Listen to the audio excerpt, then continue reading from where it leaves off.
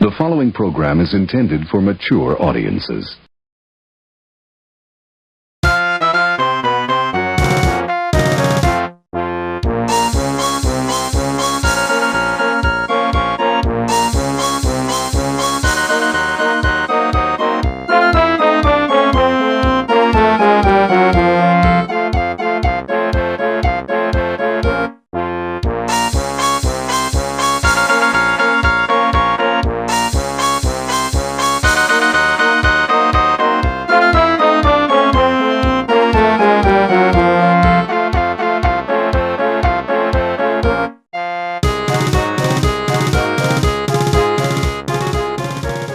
Greetings, one and all. I thought to create this several years ago, at the height of the debacle, but other matters were more pressing, and I was certain this lurid subject would be taken up by others, so I didn't soil myself with such dross. Yet to date, not a single documentary has been made. This is unfortunate, for the facts are scattered throughout many sources, and words can only convey so much. Therefore, this video was created to help cast light on a somewhat shadowy group, the Royal Order of Jesters. Many viewers are probably thinking, the Jesters? Again? Listen, pal, that stuff was over and done with years ago. The Jesters have since cleaned up their act. It was a minority of courts to begin with, and besides, the Jesters aren't really Masonic, so what does it matter anyhow? I would be inclined to agree, if all that were true. But this does not appear to be the case, as we shall see. Also, let me state at the outset that although many of the activities we shall be recounting are indeed illegal, it is my opinion that most of them should not be. So let me be perfectly clear. The basis of the criticisms we shall hear is not that these things are illegal, but rather that they are unmasonic. For a Masonic organization to behave like the Jesters defies all claims of what Masonry is supposed to be about. So to begin with, what is Freemasonry?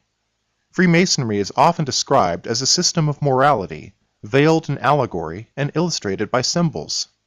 Aspiring Masons work to advance through different levels of initiation, known as degrees. Many Masons never transcend the first 3 degrees. Known as the blue degrees, these constitute the cornerstone of Masonry and contain various morality lessons, which the tools have come to symbolize. The compasses, for example, are supposed to remind the Mason to circumscribe or compass his passions, and the square to remind him to be fair and honest with others. In Morals and Dogma, Albert Pike gives this poignant description of the fraternity. Freemasonry is the subjugation of the human that is in man by the divine, the conquest of the appetites and passions by the moral sense and the reason, a continual effort, struggle, and warfare of the spiritual against the material and sensual. Unbeknownst to most of their critics, many Masons truly strive for these ideals, and are respectable, upright men. Upon reaching the 3rd degree, one becomes a Master Mason, and as such is free to pursue further degrees in various affiliated bodies, such as the York Rite or the Scottish Rite. These extra, so-called high degrees also contain morality lessons, explain various mysteries, and are generally considered to be an extension of Masonry. One such affiliated body is known as the Shrine. In order to ensure a select class of men to compose its membership, the Shrine was reserved exclusively for those Masons who had climbed to the highest rungs of either the York or Scottish Rite.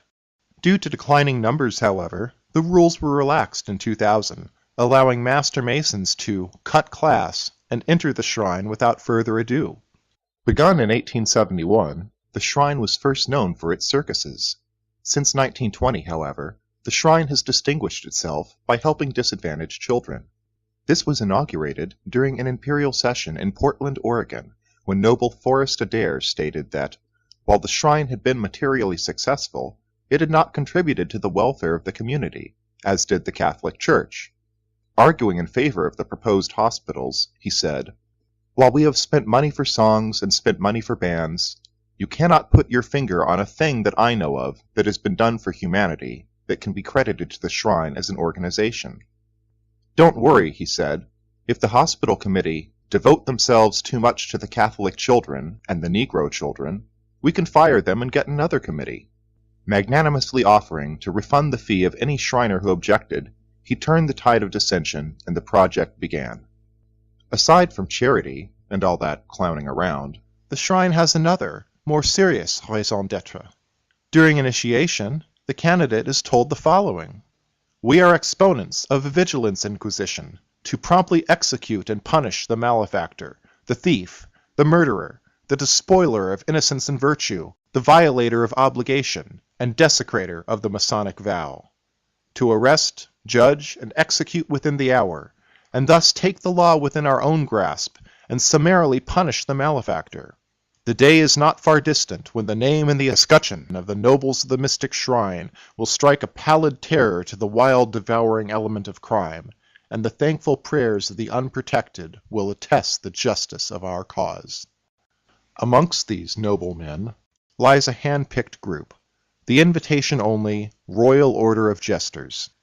These must be Shriners in good standing, and must have rendered some outstanding, conspicuous, unselfish service to their temple in order to qualify. Whereas other Masonic orders have some animal for a mascot, the Jesters have a little man, the Billiken, whom, during initiation, they are made to salute by kissing it upon the rear portion. Jester lodges, known as courts, admit up to 13 initiates per year. Groups of initiates are termed a class, and are given colorful names, such as Spellin's Felons, or Larry's Loafers.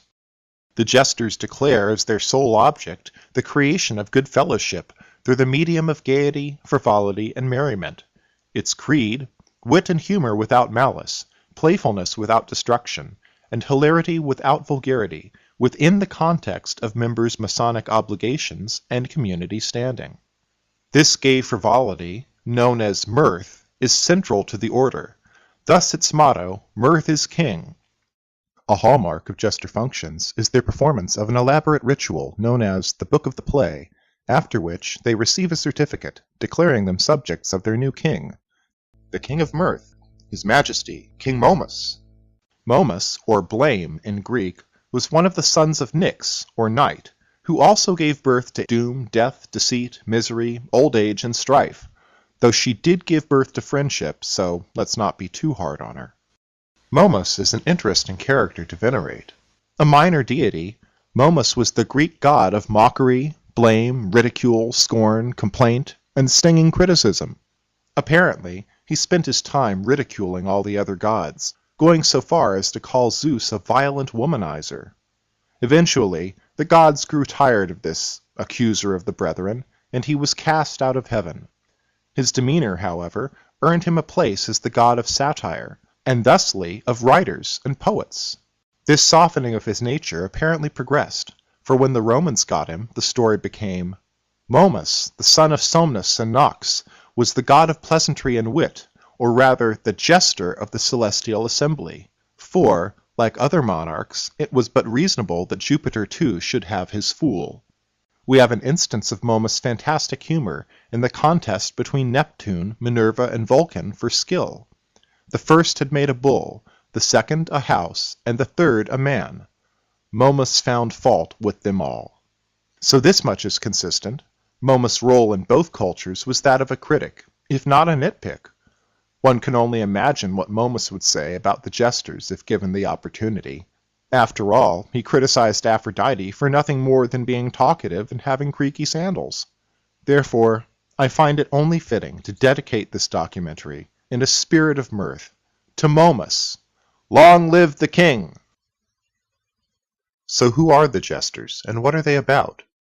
Until it was taken down at the end of 2011, the Jesters' official website said the following: whereas most Masonic bodies are dedicated to charity, the Royal Order of Jesters is a fun degree with absolutely no serious intent. Their internal documents describe them as a luxury organization for only those who can qualify and who can afford it. The public has typically heard little about the Jesters, other than the occasional blurb in the press, usually mentioning little more than the name of the group. One article from 1947 described the Jesters as a fun-loving group whose members like to get together occasionally for a little mild drinking. It seems some 50 of them were going to fulfill the last wish of one of their brothers by drinking a case of bourbon in one sitting. Another article from 1951 calls them a subdivision of Shriners who live only for the next prank. Over the years, however, rumors began to emerge about the Jesters and the wild parties they allegedly threw. Then, in 1989, something happened. Few people know that their activities were publicly exposed some 24 years ago when a certain Miss C was arrested by the federal government for allegedly running a prostitution ring. This, however, was no ordinary prostitution ring, but rather a group of Jesterettes, or Jester girls, that were servicing fraternal events across the country. Her court testimony was astonishing. Describing the Jesters as a fun-loving and hard-partying offshoot of the Shrine, Miss C said that Jester parties were always guarded by elaborate security to keep away outsiders, that guests were fitted individually with color-coded wristbands, and that armed police officers, sometimes uniformed, were paid $20 to $30 an hour by the Jesters to protect these events, with full knowledge that illegal gambling and prostitution were happening right in front of them. She told of one event in Birmingham, Alabama, where an entire hotel floor was sealed off for the girls, with a shotgun-wielding SWAT officer guarding the elevator, and how at another event in Chicago she was actually driven from one location to another by a sheriff's deputy. Upon inquiring about the need for such heavy security, C was told that a few wives might be prowling around trying to cause trouble. The government did not deny these allegations, their prosecuting attorney portraying her as the manager of a prostitution ring that serviced fraternal conventions across the country. Her attorney, on the other hand, portrayed her as a victim of the Jesters. "Those Jesters, they're not the victims. They're carrying on to this day," he said. C, who had previously quit prostitution, was lured back into the trade at a Shriner convention in Milwaukee. She had been approached by the Tripoli Shrine to do some legitimate modeling in some of their skits. Once she arrived at the convention, however, she realized it was no innocent affair. She said there was illegal gambling going on, and that a hospitality room had been set up with topless waitresses, 2 of whom she recognized and knew to be prostitutes. C testified, "One of the fellows pulled me aside and said, 'I know where you can make a lot more money than the few $100s we're paying you for the skit.'" That, she said, was how she learned about the Jesters, whom, she was told, were having a convention in Chicago the following August. The Jesters sent her a written invitation early that summer, she said, asking her to bring along another woman. C said they had to send in photographs and attend a security meeting, otherwise it was, "don't show up." It was slow starting with the Jesters, she testified, because other girls had their preferences of events. But later that year she became one of the regulars, through the sponsorship of a veteran Jester girl who had taken a liking to her. Of the Jesters, C testified that many of the Jesters are well-to-do businessmen, mayors, and aldermen. According to the federal government, between 1984 and 1988, C dispatched Jesterettes not only across the country, but to London, Mexico, and many other far-flung locations. C, however, denied these allegations. After saving up a cool $250,000, C was preparing to quit the business and marry her new boyfriend, when she was scooped up by the feds, who, of course, confiscated everything. "I had a nice little nest egg saved," she said. "Now it's gone." So what became of all this? It sure had all the makings of a major scandal. Nothing. Miss C was sentenced to 6 months in prison and 2 years probation, and the case was dropped like a hot potato. The story was successfully squashed, running in just a few local newspapers. A spokesman for the Jesters denied ever knowing C, calling her allegations mind-boggling. And that was that. The whole thing got swept under the carpet, and for the next 15 years, all was quiet in the realm. Then, in 2005, trouble began to stir. An email got sent out to all Texas Masons by a disgruntled Jester using the pseudonym Sam Houston. He told of his time in the craft, calling it the best experience of my life. That is, until he joined the Jesters. Of that, he said in part, "During the initiation of new Jesters, I was offered the opportunity by another fellow brother to sleep with a whore, even though I had a wife and kids waiting for me to come home. I was not strong at the time, and I violated every oath I had ever taken with my wife. This did not stop at initiation. These were a constant occurrence at our Jester functions, and they are a common occurrence today. The initiation practices have not changed as well. Prostitutes were offered, made available at our functions, and often brothers would have sex in front of other brothers. Oral sex competitions between brothers were considered fun activities to build a strong brotherhood bond between members. Potentates and chaplains, attorneys and judges, past masters and brothers, all participating or watching with open eyes but closed minds. I often felt ashamed of what I was doing, but the pleasure outweighed the guilt. I had fallen within a deep hole, and my cable tow had been severed. Sex, illegal gambling, and alcohol were the preferred order of business to ease the pain of brother Masons. Prostitutes are available at Jester functions for the brothers to have their way with. I am currently active in the Shriners and the Jesters. I am ashamed of what I have become and what the Shriners have become. I have seen threat after threat made against Masonic brothers who have not agreed or have spoken against the activities of our club. These activities are in every Royal Order of Jesters club in the USA and beyond our borders. You would be surprised if you knew who was Jester from your local Blue Lodges. Outstanding, moral men, at least by their outwardly appearance. Even though these allegations squared nicely with Miss C's story, there was no hard proof until 2008, when several Jesters got netted in a human trafficking sting. A federal investigation into a massage parlor that utilized illegal Asian immigrants as prostitutes revealed a judge and a retired police captain, both Jesters, amongst its clientele. Investigators further discovered that these men had transported at least one of these prostitutes across state lines to work at Jester events, which one U.S. attorney described as complete sexual debauchery. In the end, 3 Jesters pled guilty to human trafficking, and a 4th to concealment of the crime. Ronald Tills, a former state Supreme Court justice who had been working part-time as a judge for the Court of Claims. John Trowbridge, a former police captain. Michael Stebick, a law clerk who worked under Tills, and a 4th Jester, Michael Lisinski, who brings Miss C's story to mind. A sheriff's deputy, he admitted transporting approximately 6 or 7 prostitutes to a hotel in Niagara Falls, where the National Book was being held. He got off with a lesser charge, however, claiming he didn't realize they were prostitutes at the time. All 4 were brother Jesters at Buffalo Court 22, where Tills had served as director, and had arranged to have prostitutes at numerous gatherings in the United States and Canada between 2001 and 2008. Tills' plea agreement reads in part, "The defendant and the government agree to the following facts. The defendant, Trowbridge and Stebick, specifically transported a woman from the Western District of New York to Kentucky, intending for the woman to engage in sexual intercourse and other sexual activity in exchange for money with members of a men's organization of which these men were members. This organization maintained chapters throughout the United States, including Western New York, and it was the custom of these chapters to host periodic meetings, usually on weekends, for their members. At most of these meetings, some members of the organization would be tasked to arrange for the presence of women at the meeting for the specific purpose of utilizing the women to engage in sexual intercourse and other sexual activity with the organization's members in exchange for money. The parties further agree that in or about spring 2006, the defendant arranged for the transportation of women from the Buffalo airport to the organization's national meeting, then being held in Niagara Falls, Ontario, Canada.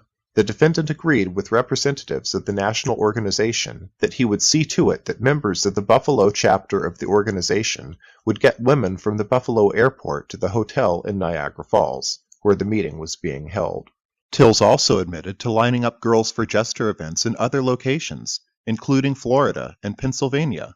In sentencing Tills, Judge Scretany noted his leadership role in the community, calling him a real-life Jekyll and Hyde, a respectable role model on the one hand, and a man who victimized vulnerable women on the other.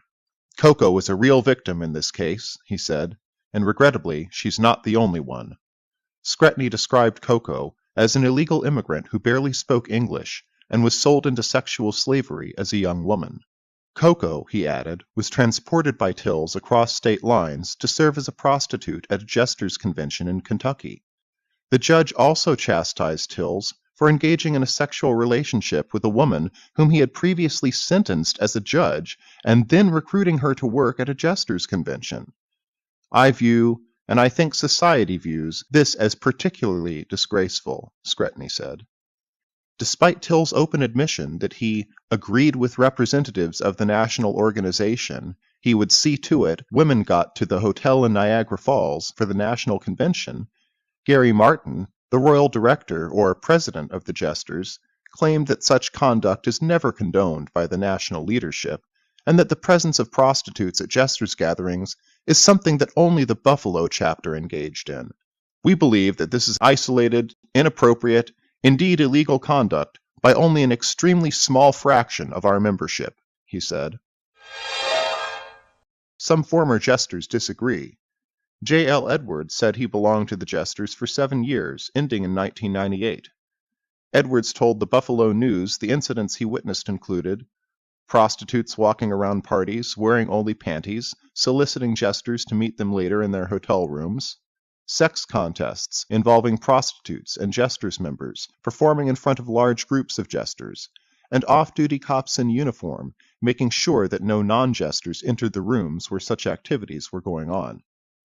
You had prominent people at these books, he said. Ministers, police chiefs.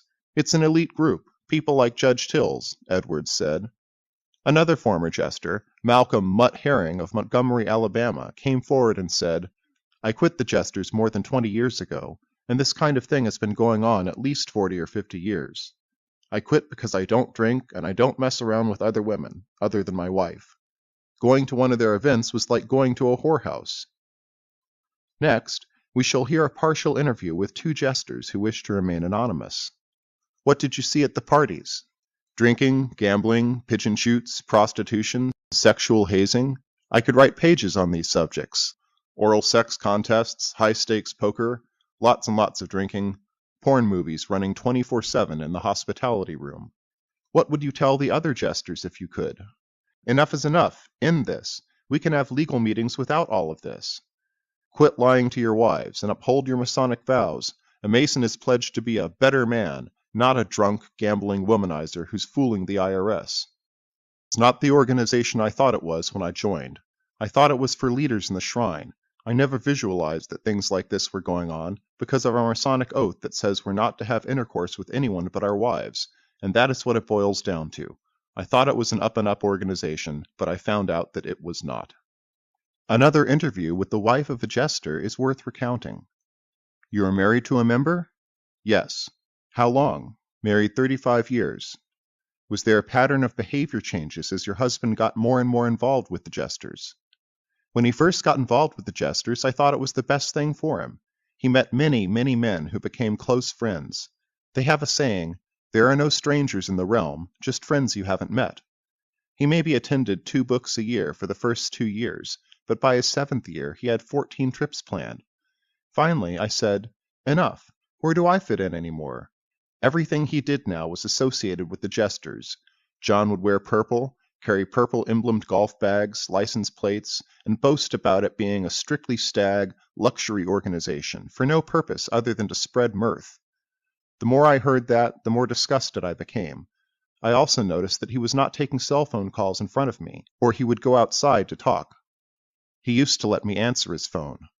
I had heard about the girls by accident, about the 2nd year that John was in. He certainly played it down, and told me he had nothing to do with them. They were kept separate, no contact at all. I believed him. I didn't ask any more questions. The Jester's oath is, what you hear here, what you see here, stays here when you leave here. Every new member must take that oath.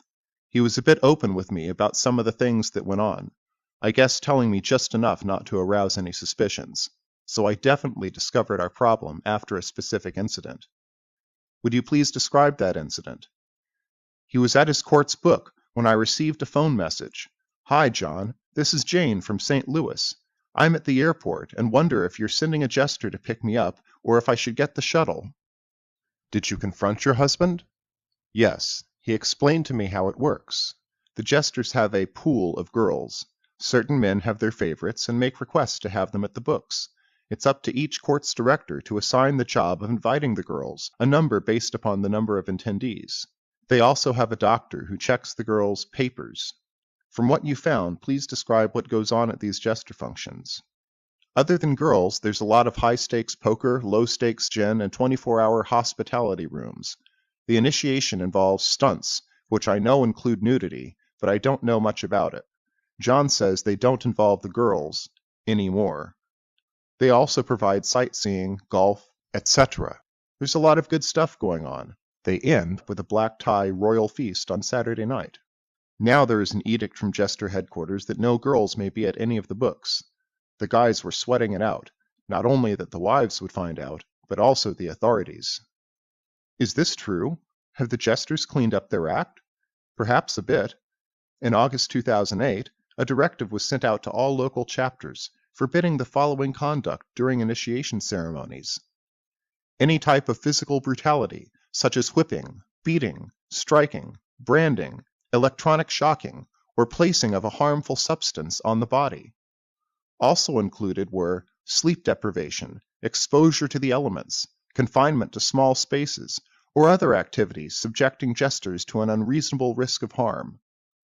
Although the jesters claimed they were just trying to cover their billiken with this directive, such hazing is hardly unknown to the shrine. A lawsuit from 1989 revealing that electrified mats and benches were still employed, in some temples at least. But what of the girls? After all, it's not like the feds suddenly found out about this in 2008. They've known all about it since at least 1989, if not before, so they're clearly not after the jesters. Judge Tills and the others simply happened to be in the wrong place at the wrong time. Nonetheless, it sent shockwaves throughout the organization. At the National Book in 2009, Royal Director William Siders addressed the Assembly. We all know that in the last several years we've had some major problems. We have done everything humanly possible over the last 2 years to protect you and the realm, and shelter you from things that are happening. If we ask you to do something, or we suggest that your court not do something, or do something a little different, please listen to us.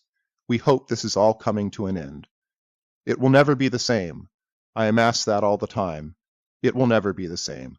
We will do everything humanly possible, but please support our decisions, and please respect the work we're trying to do for you, and will keep us all out of trouble. So it seems the parties aren't quite as wild as they were, but how much has really changed? Apparently, not a lot. Though this, now infamous t-shirt has been removed from public sale, Jester invitations still make it clear that these are stag-only events. While most all of them flaunt the drinking and gambling, some depict Jester girls in rather compromising positions, and others advertise the 24/7 pornography spoken of earlier, along with other man fun. And there's lingerie shows in hotel rooms, and outings to places like Hooters. "These cocks are out of control," reads the advertisement for this pheasant hunt. At this recent invitation-only Jester party, the entire hotel was blocked off for Jesters only. Any questions? Ah yes, such parties. Before the candidates may participate in the book of the play, it seems they must first undergo physical examinations to make sure that they are ready to attend the book, and the stage is apparently set up by something called the erection crew. How punny is that? The Jesters claim that the events depicted in this film were rare and isolated. Their artwork proves otherwise, as the sexually suggestive pieces used in this documentary alone span 40 courts over several decades and are by no means a comprehensive collection. In case you are wondering, yes, this is actual Jester artwork. Aside from these pictures right here, and that's that, the rest is official ROJ artwork. Now I don't wish to mislead. The majority of Jester artwork does not have bizarre sexual imagery. Most of it is rather benign, and often falls into several themes. One of the most common themes is a Jester or a billiken riding atop something or other. Be it animal, insect, mechanical device, or just about anything else, there is probably a pin somewhere with a billiken riding it. See no evil, hear no evil, speak no evil is a popular theme, and for obvious reasons. Often, There is a fourth character pictured, but what is that supposed to represent? This picture provides us that piece of the puzzle, though honestly, knowing these guys, what else would it represent? Mooning is another theme you see quite often in jester art. Some pins are about feasting and having a general good time. Drinking, of course, is one of the themes, along with gambling. Most pins conform to no particular theme at all, some with quite pleasant artwork. When a pin does involve a risque theme, there is usually a clean version as well. For example, there are quite a few pins depicting animals in a procreative position, but there is generally an alternative pin depicting an unpartnered animal. Some of these pins are utilized by multiple courts as well, such as the buffalo pin, which came in an unmarked version suitable for any jester, and a stamped version, utilized by Court 136 as well as the now infamous Court 22, and likely by other courts unknown to me. Another popular theme is the glorification of negativity. Court directors depict themselves as devils, or pins will include a devil of one sort or another. This handsome devil is available in silver or gold tone. Many pins depict the director with a sinister expression, or some other indication that they have given themselves over to the dark side. Jack Wong is simply going the Wong way. Jack is an Oriental jester, which is something of a rarity. With minimal exception, jesters tend to be white, very white, white enough even to tell racist jokes in their national meeting, which we shall see evidence of later. Some pins have a common criminal or even a gangster theme.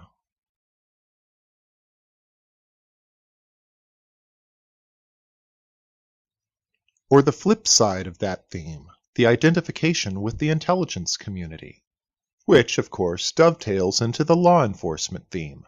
A number of pins depict law enforcement of one type or another, which is not surprising given that the jesters commonly work with, or actually are, the local law enforcement. Here's a combination of the law enforcement and the sexual themes, the Texas Ranger. Here's another, Balls Busters. They also went by the name Ball Busters. Incidentally, so did another class from Court Number 6. Then there are hybrids of the gangster theme and the sexual theme, like this Pimp Gangster Pirate here. Or take this one. We see a jester with wine glass in hand, behind a group of newly felled trees. The caption reads, "Because we can."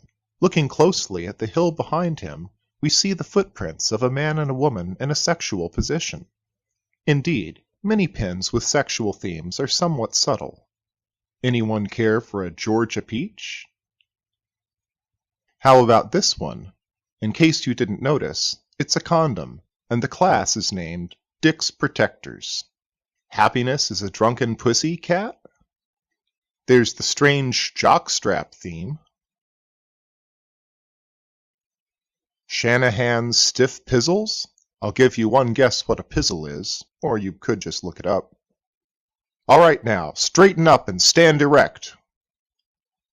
Jesters are well educated. They even speak Latin. See? They're also well versed in physiology.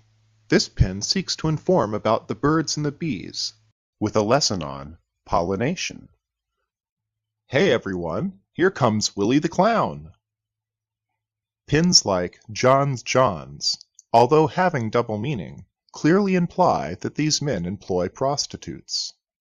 The Los Angeles class from 1967 was simply called the Johns. In 1981, it was named Royal Johns. It's likely that the other jester pins depicting a toilet carry the same implication. Here's another with double entente. Jack's Jewels. At first glance, Jack sits surrounded by jewels. But are those Jack's jewels? Or are Jack's jewels down below? Hershey's with nuts? Whiners whining wieners? Oh, look, he's got another drop coming out of his head. Ah yes, the old wiener theme. There's one a jester can identify with. And indeed they do. Jesters love such innuendo. Can't beat Bob's meat. Now there's a loaded statement for you. What monkey business is this? Oh, he must be adjusting his jewel. Here, kitty, kitty, kitty, kitty. Jim Kennedy had an interesting pin. It was made in 2 parts, so his nose could swing from side to side. Clever, eh? This annual dinner invitation from 1943 is the earliest example I have of a jester girl. The flyer indicates that both girls and heavy drinking, as this poem describes, have been part of the jesters for at least that long. Of course, not all the sexual themes involve girls, for mirth is king and sometimes queen, you know. Wags merry band of weenies, bare-assed and free? On the other side of this lovely glass are some equally lovely nicknames, one of which I find particularly amusing, that of the treasurer, Forrest Bend Over Grease It Well. Such a suggestion might just be welcomed by Ray Hillikin here, or perhaps by the so-called perfect ones, or maybe by some of the boys over at Court 69. But the Nova Scotian jesters take it to another level. What is this? A circle jerk or something? That's definitely not urine, unless urine comes in spurts. This class from 1992 was called Hertz Pain Inflicting Ones. The pin depicts a character in a wheelchair who has apparently been injured by the large cock, or rooster if you prefer. Not sure I know what this is about, and I'm not sure I want to know, but it doesn't look like the donkey is enjoying it. Since it is a donkey, it doesn't qualify for the horse's ass theme. So I refer to this picture as the compromised ass. The next few pins, however, I am sure what they are about, and it's pretty bad. Why is that sheep so worried about the man in the kilt approaching it from behind? Montana Love Boat? Gimme a break. It even came in 2 styles for the discerning collector, and also in silver or gold tone. Now if you think I might be going too far here, the next picture should settle all doubts. Seriously, you guys, what's up with the sheep? I'm getting worried here. As far as the trips to Brazil and the allegations of child sex tourism, the jury is literally still out. According to the defendant, I menace the allegations that'll be proven in court. I've told you that before. You've seen these allegations in this lawsuit. Richard, what can you tell us about that? Just what I've told you, that I'm innocent of them. To set up, start with a competitor, an angry competitor. You know the story. whatever the truth may be, it is true that only a handful, less than 1% of the jesters, actually took part in these trips. Therefore, I shall not dwell upon them for long. What is certain is that for some years small groups of jesters would take fishing trips to Brazil. As one might expect, these jesters on the Amazon adventures apparently included man fun. Allegedly, however, some of these girls were rather young, some of them even pre-teens, lured into the boat by the promise of temporary maid work during the cruise. Once aboard, they allegedly discovered that their real job was to drink, get high, and have sex with the foreigners.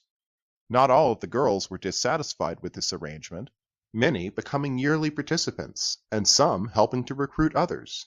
The major complaint the girls all had in common was they were underpaid, stating they received a mere 25 to 50% of what they were promised. Another witness, a tour guide, said the same, claiming that the Masons group never tipped, which angered him, since most of his income came through tips. Indeed, if the allegations do turn out to be true, it's ironic that much of the trouble might well have been averted if these affluent gentlemen had simply greased the wheels better and not shortchanged the locals. Perhaps it's time to review those morality lessons, guys. So what does all of this mean as far as Freemasonry is concerned? Are the Jesters a Masonic organization? That depends on who you ask. It's important to remember that the United Grand Lodge of England won't even recognize the shrine, let alone the jesters, which settles the question right there for many. In the majority of the U.S., however, the shrine is recognized, and before 2007, the consensus here would be a nearly unanimous, yes, the Jesters are an appendant body of Freemasonry. Take this chart, displaying the emblematic structure of Freemasonry. We see the Jesters featured alongside other Masonic bodies, slightly above the shrine and slightly below the 33rd degree. Or how about the list of U.S. National Masonic appendant bodies? Though the Jesters were removed shortly before the recent scandals became public, they were included up until May of 2007.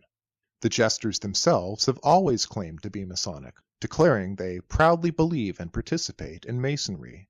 Their websites repeatedly call them a Masonic body, the meta-description of one tagged a little-known Masonic order.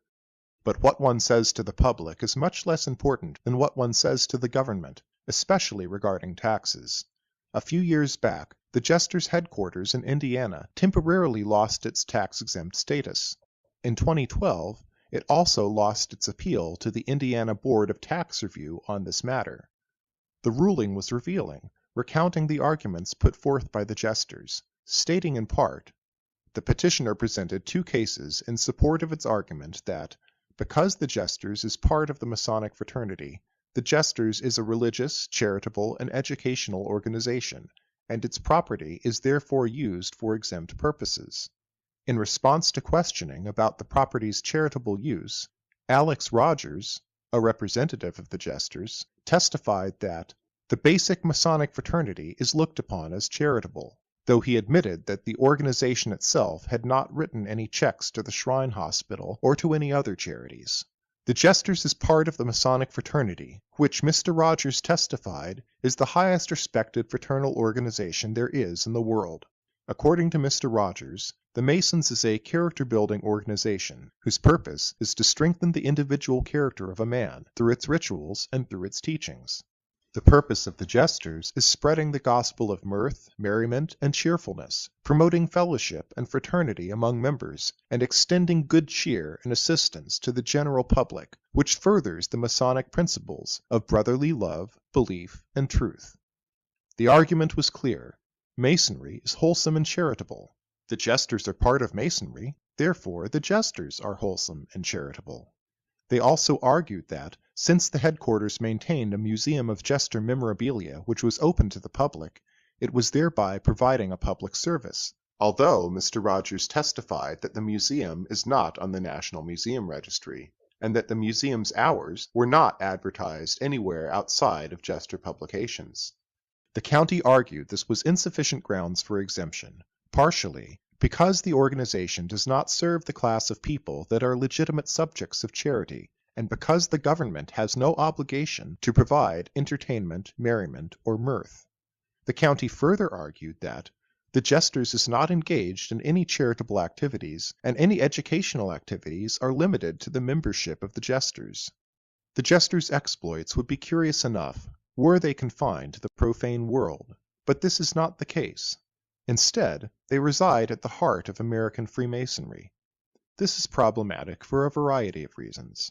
For one, they connect themselves to Masonry, claiming to further Masonic principles while rendering public service. Despite the lack of evidence for this, they still operate under tax-exempt status. This allows members to make tax-deductible donations, which, of course, go towards funding the mirth which is reserved exclusively for themselves. In other words, the Jesters provides a way for its members to take their tax money and party with it. Also, the majority of Jesters are married, so their sexual activities not only violate their Masonic oaths, but their marriage vows as well. And adultery is not the only Masonic offense committed by the Jesters. It seems they break all the rules. Although these vary between jurisdictions, the following can generally be said to be true. Gambling is a Masonic offense. It is also a staple of Jester functions. Intemperate drinking is another Masonic offense that the Jesters are famous for. Profane swearing, Jesters take it in stride. And, of course, fornication and cohabitation with lewd women is also a Masonic offense. How can this be? Masonry claims to be a war of the spiritual against the material and sensual. But as the rank and file diligently compass their passions, some so-called elders do quite the opposite, claiming to do so in the name of advancing Masonic principles.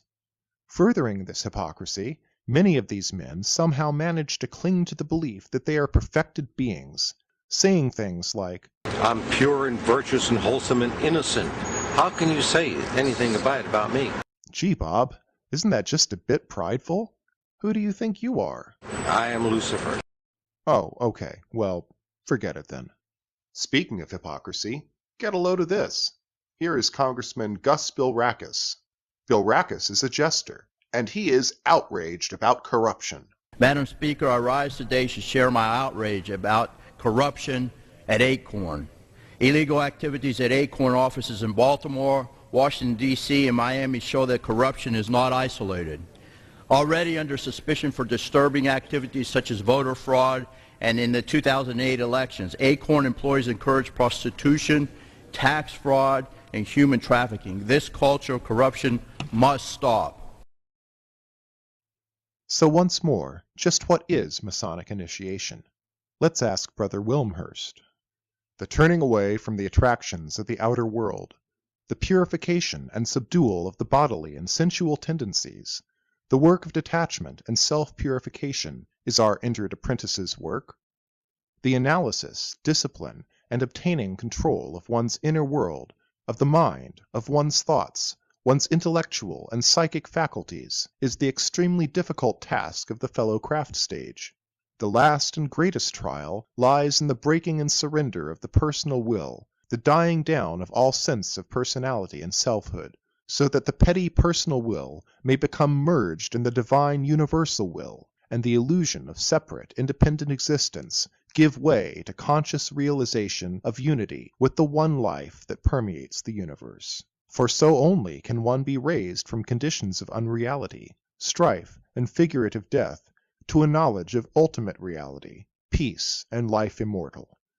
To attain this is to attain mastership, involving complete domination of the lower nature, and the development in oneself of a higher order of life and faculty. Wow, sounds great. And that's just the beginning. From there, you go on pluming your cap in the high degrees, assimilating the mysteries of antiquity. Then it's off and away to the mystic shrine, where, after some time of devoted service, if you're fortunate, you might get invited to experience the pinnacle of good fellowship amongst brothers. Wild, drunken stag parties, replete with high-class hookers. How anticlimactic, as if similar good fellowship wasn't happening in other so-called gentlemen's clubs all over the country. It is indeed mind-boggling that such otherwise sophisticated men would derive pleasure from jester parties. Other than sightseeing trips, golf, and of course the play, the mainstay consists of gambling, drinking, and whatever else is happening in the hospitality rooms. Many events also feature shooting contests, including pigeon shoots. In the Calcutta style, pigeons are released from cages to be picked off by shotgun. The men gamble on who can kill or maim the most pigeons, which are afterwards discarded. Then there's the Columbaire type, where some guy hurls a partially plucked pigeon over a line, which I suppose is slightly more sporting.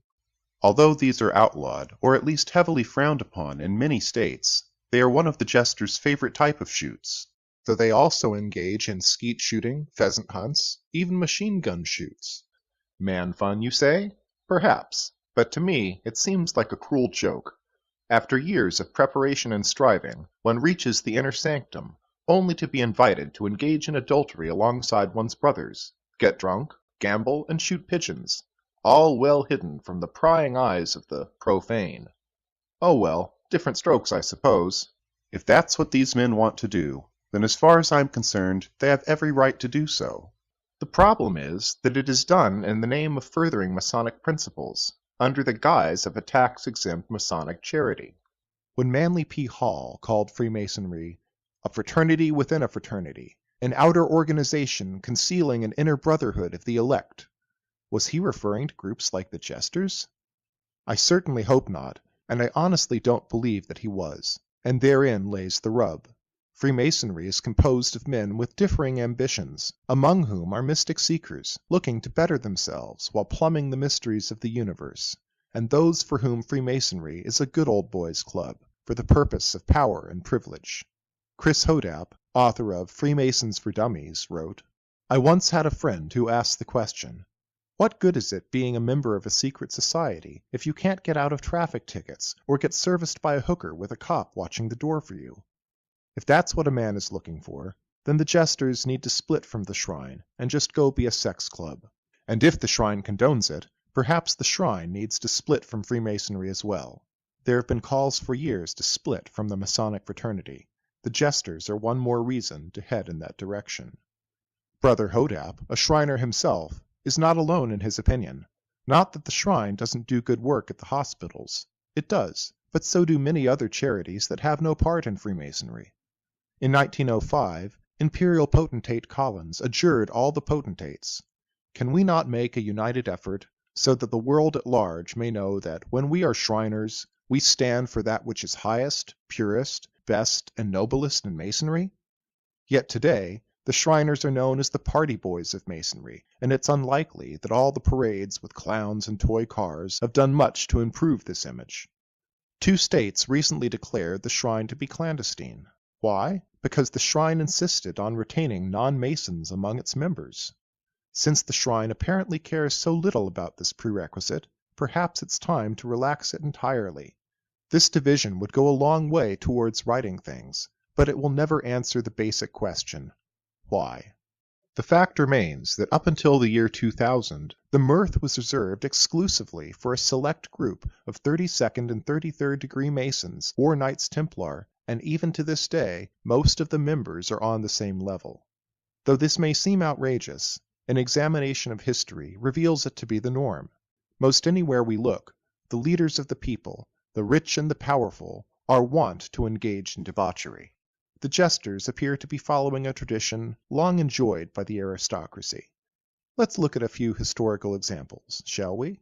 We turn first to the all-joking, all-drunken synod of fools and jesters.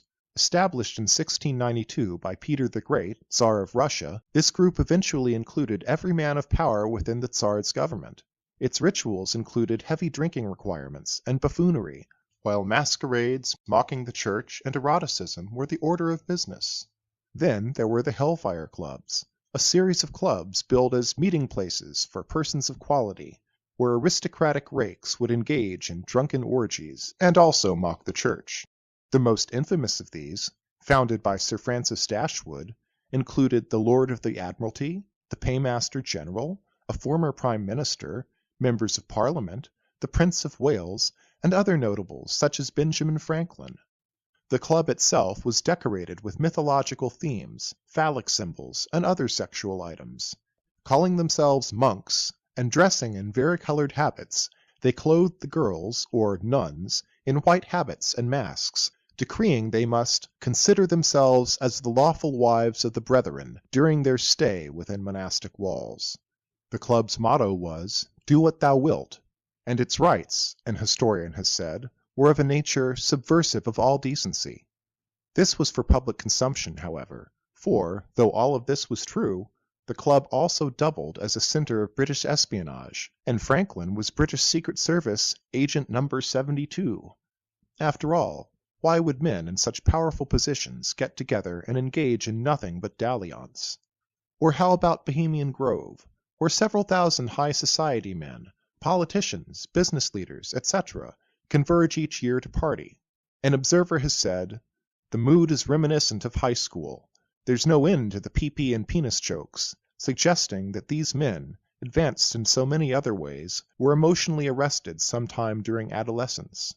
This reminds of the Jesters, who, even at their national conventions, enjoy humor too perverse to repeat out loud, orated in their official proceedings by one of their royal officers. These lovely jokes are from the proceedings of the National Court of 2009. It seems the elite have always behaved this way. From Silvio Berlusconi and his bunga-bunga parties to King Take-Your-Pick from history, privilege often breeds excess. The old aristocracy is replaced by a new, which in time mimics the excesses of the old. Sad as it seems, the adage, power corrupts, appears to be true. Another similarity to the old aristocracy is the obsession with blood. Say hello to SOBIB, whose Arabic title translates to Order of Brothers in Blood, the S supposedly standing for secret or sacred. SOBIB is an invitation-only order of jesters, truly exclusive, with just 254 active members in 2008. Few in number, this handful of men nevertheless dominate the jesters, and therefore the shrine. Since its creation in 1979, all but one royal director has belonged to SOBIB. The proceedings of the National Court of 2009 further reveal nearly all of the highest officers to be SOBIB members. Ineligible members aside, all but one past royal treasurer was a member, all but 2 representatives ad vitam, and the majority of the royal court. Just what its members do is unknown. It is known, however, that some 1 out of 4 either resign or get expelled, so it's clearly not for everyone. And while a name like Brothers in Blood might conjure up all sorts of images, an analysis of the SOBIB directory suggests a possible explanation. Of this small pool of men, many are related, and more than a few are, quite literally, brothers, or fathers and sons, some of them initiated on the same day. In the rise to the top, it seems that merit is not the only consideration. This is an exclusive members-only club. These youngsters, born of the right bloodline, don't know how privileged they are. Lower-ranking individuals are literally left out in the cold. As a side point, it's curious to note that both Ronald Tills, the corrupt judge from Buffalo, Gary Martin, the royal director who feigned ignorance when that particular news broke, and Alex Rogers, who represented the jesters in their tax appeal, were all members of SOBIB, along with Jim Kennedy, Neil Hurt, Tyler Young, Bob Haynes, Dave Curry, and C.K. Davis, whose little devils give birth to mirth. In the making of this documentary, I acquired information from a number of sources, one of them being Sandy Frost, whose book Vampires of Charity I agreed to promote. It is a compilation of her research on the jesters, documenting the dirt she dug up over the years. While I certainly respect all the hard work Sandy has done, I do disagree with her perspective, especially statements like, I believe the Jesters are a nationwide network of human trafficking. Whether or not the girls do this willingly does not matter. As far as I'm concerned, it does matter. In fact, it makes all the difference.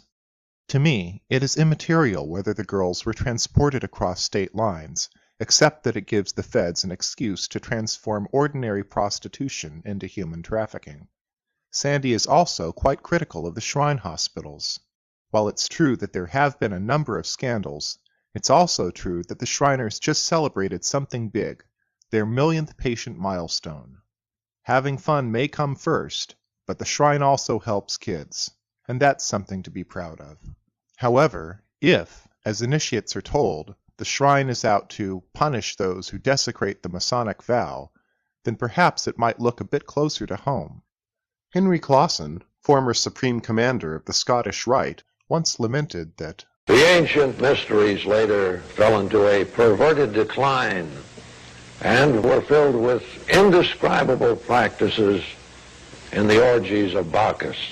Yet, even as he spoke these words, the Bacchanalia was still occurring, preserved and reserved for high-grade Masons of the Scottish Rite, with some court directors actually depicting themselves as Bacchus. Now, I'm not saying Masons are prudes and never engage in such activities. What I am asking is, why is there an elite Masonic club dedicated to pursuing anti-Masonic vices?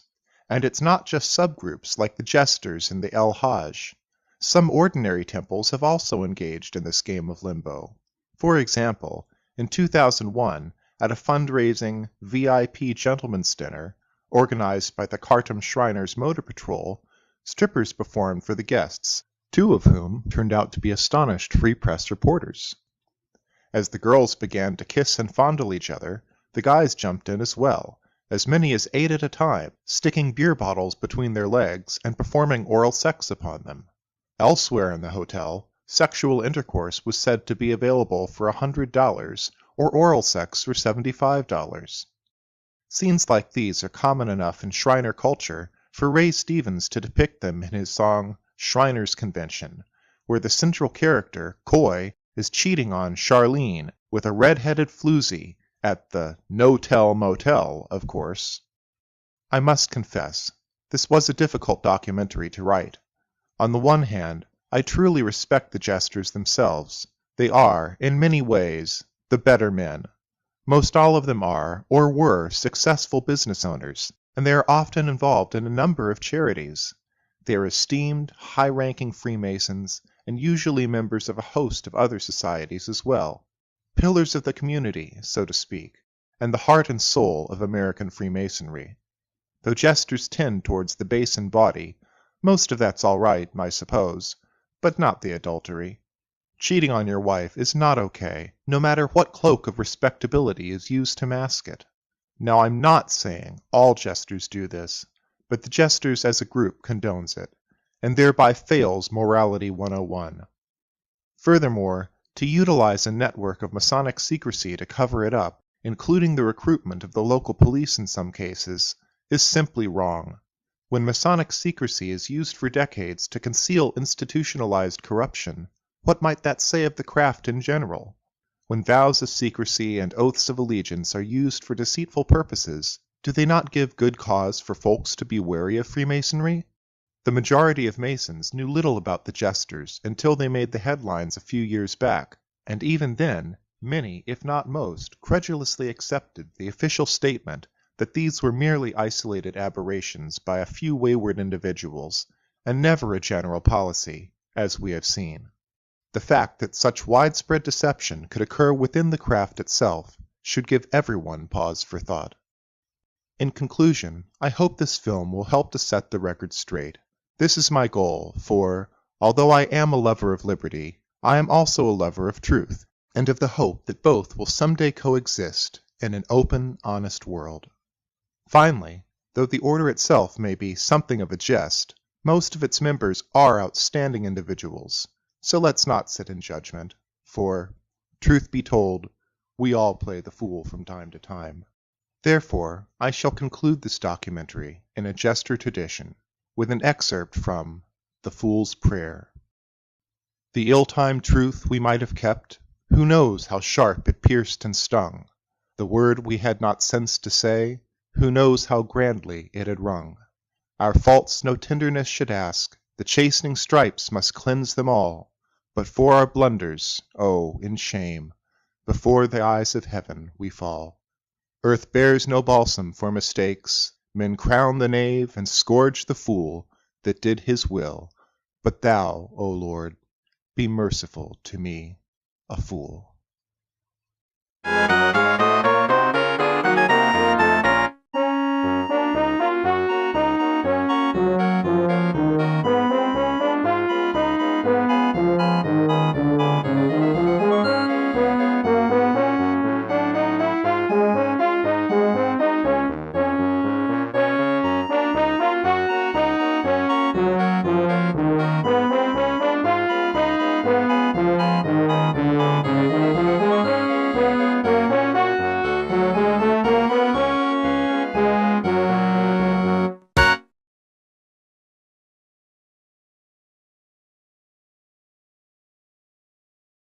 Salute by kissing it upon the rear portion. Jester lodges, known as courts, admit up to 13 initiates per year. Groups of initiates are termed a class, and are given colorful names, such as Spellin's Felons, or Larry's Loafers. The Jesters declare as their sole object the creation of good fellowship through the medium of gaiety, frivolity, and merriment. Its creed, wit and humor without malice, playfulness without destruction, and hilarity without vulgarity, within the context of members' Masonic obligations and community standing. This gay frivolity, known as mirth, is central to the order. Thus its motto, Mirth is King. A hallmark of Jester functions is their performance of an elaborate ritual known as the Book of the Play, after which they receive a certificate declaring them subjects of their new king, the King of Mirth, His Majesty, King Momus. Momus, or Blame in Greek, was one of the sons of Nyx, or Night, who also gave birth to doom, death, deceit, misery, old age, and strife, though she did give birth to friendship, so let's not be too hard on her. Momus is an interesting character to venerate. A minor deity, Momus was the Greek god of mockery, blame, ridicule, scorn, complaint, and stinging criticism. Apparently, he spent his time ridiculing all the other gods, going so far as to call Zeus a violent womanizer.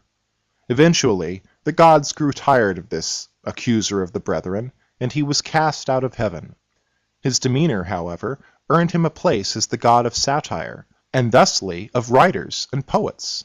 This softening of his nature apparently progressed, for when the Romans got him, the story became, Momus, the son of Somnus and Nox, was the god of pleasantry and wit, or rather the jester of the celestial assembly, for, like other monarchs, it was but reasonable that Jupiter too should have his fool. We have an instance of Momus' fantastic humor in the contest between Neptune, Minerva, but rather that they are unmasonic. For a Masonic organization to behave like the Jesters defies all claims of what Masonry is supposed to be about. So to begin with, what is Freemasonry? Freemasonry is often described as a system of morality, veiled in allegory and illustrated by symbols. Aspiring Masons work to advance through different levels of initiation, known as degrees. Many Masons never transcend the first 3 degrees. Known as the Blue Degrees, these constitute the cornerstone of Masonry and contain various morality lessons, which the tools have come to symbolize.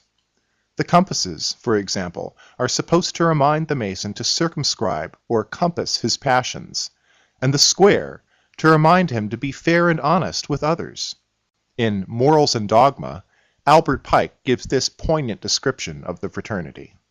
Freemasonry is the subjugation of the human that is in man by the divine, the conquest of the appetites and passions by the moral sense and the reason, a continual effort, struggle, and warfare of the spiritual against the material and sensual.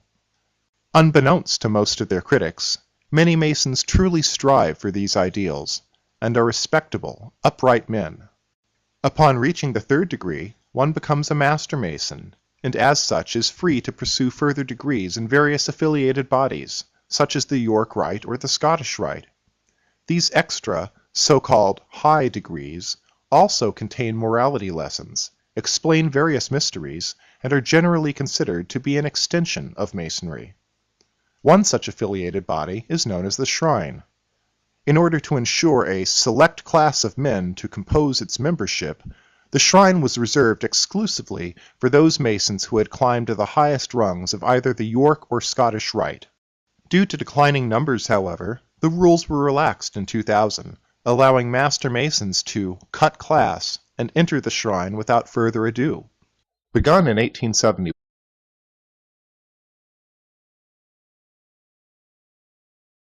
The following program is intended for mature audiences.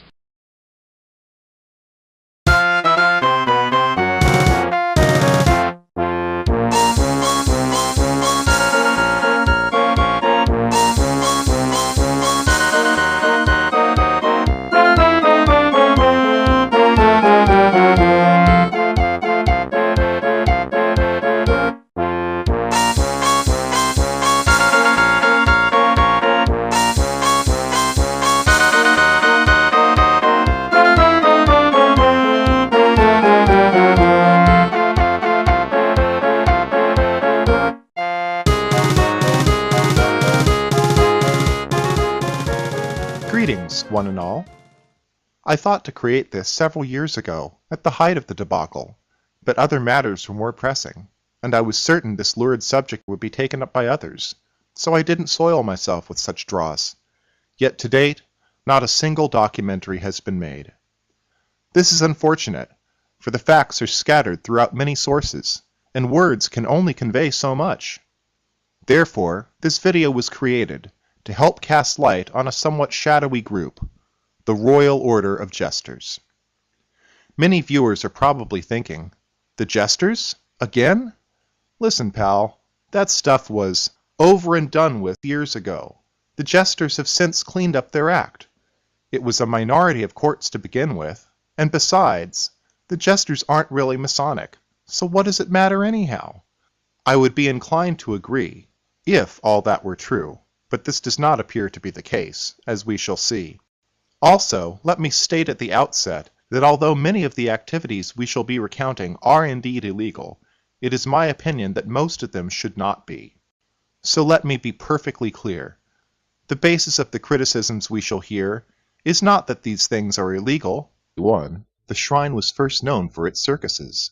Since 1920, however, the shrine has distinguished itself by helping disadvantaged children.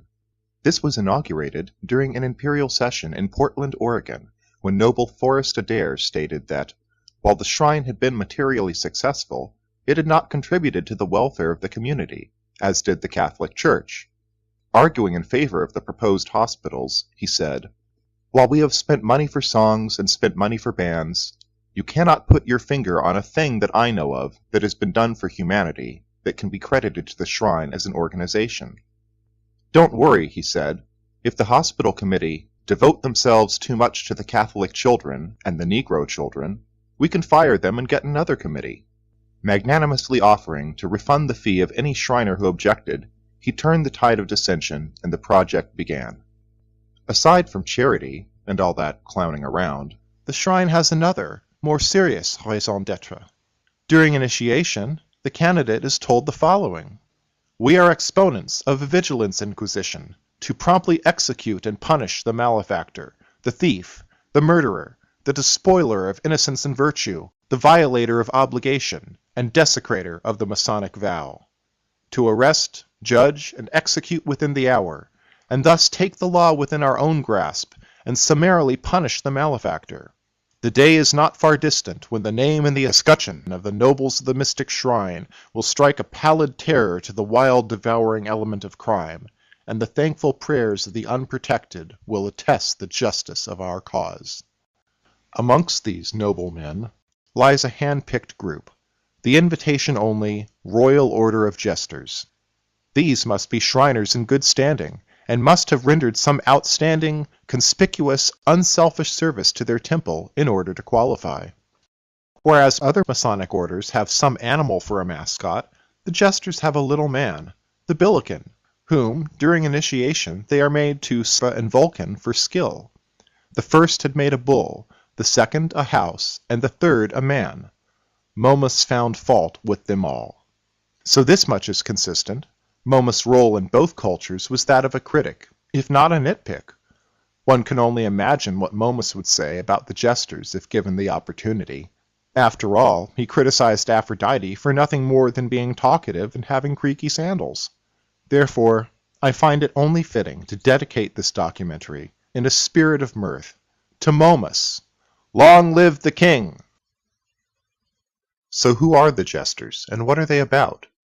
Until it was taken down at the end of 2011, the Jesters' official website said the following: "Whereas most Masonic bodies are dedicated to charity, the Royal Order of Jesters is a fun degree with absolutely no serious intent. Their internal documents describe them as a luxury organization for only those who can qualify and who can afford it." The public has typically heard little about the Jesters, other than the occasional blurb in the press, usually mentioning little more than the name of the group. One article from 1947 described the Jesters as a fun-loving group whose members like to get together occasionally for a little mild drinking. It seems some 50 of them were going to fulfill the last wish of one of their brothers by drinking a case of bourbon in one sitting. Another article from 1951 calls them a subdivision of Shriners who live only for the next prank. Over the years, however, rumors began to emerge about the Jesters and the wild parties they allegedly threw. Then, in 1989, something happened. Few people know that their activities were publicly exposed some 24 years ago, when a certain Miss C was arrested by the federal government for allegedly running a prostitution ring. This, however, was no ordinary prostitution ring, but rather a group of Jesterettes, or Jester girls, that were servicing fraternal events across the country. Her court testimony was astonishing.